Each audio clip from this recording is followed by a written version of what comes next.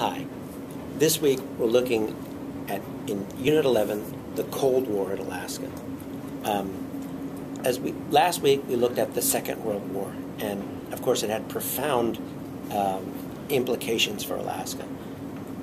But what the Second World War began, the Cold War, you could say, squared or cubed. The amazing thing is that once the Second World War was over, many people believed or feared that Alaska would revert to the conditions that it was pre-war.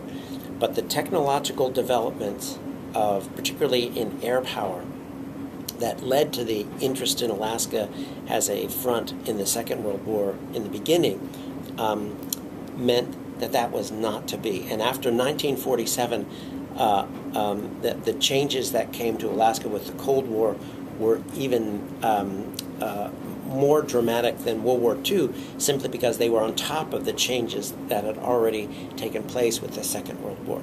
So the vast increase in military infrastructure in Alaska, beginning in the late 1940s and early 1950s, and then the huge increase in population, particularly in Anchorage and Fairbanks, would really alter the shape of the territory forever. Now, we will also look next week, in particularly, on how this played out in the statehood movement. But just keep in mind that it's the transformation that took place in the Cold War is what would essentially start the real serious move towards statehood in the 1950s. So this week is the Cold War in Alaska.